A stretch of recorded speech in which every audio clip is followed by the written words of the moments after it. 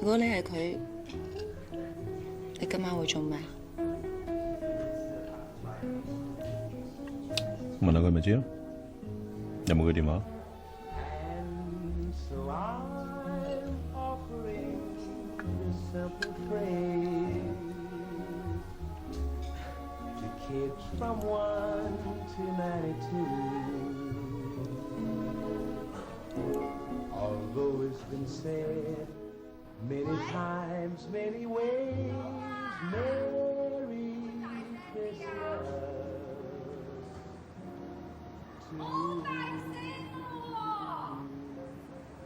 嗰晚，我覺得自己好似個聖誕老人。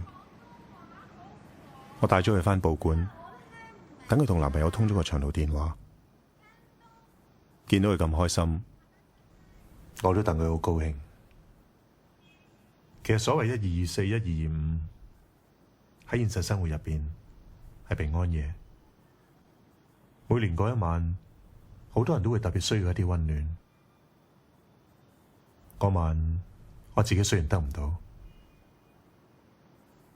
但係有乜所謂？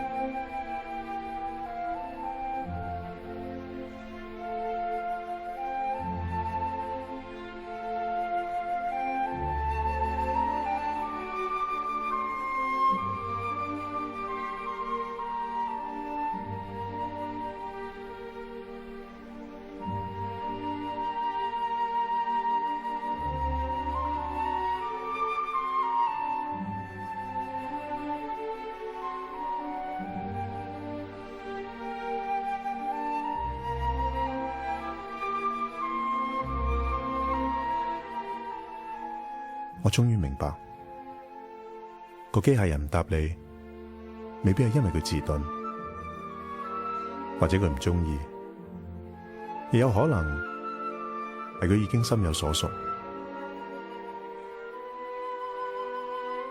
冇幾耐，佢就去咗日本。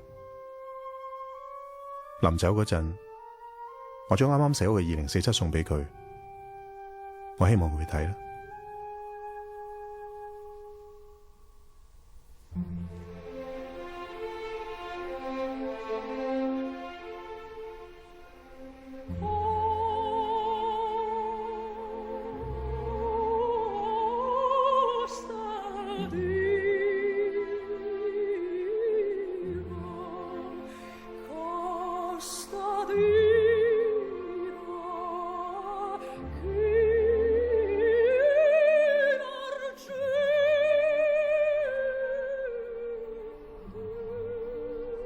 愛情其實係有時間性，識得太遲或者太早，結果都係唔得。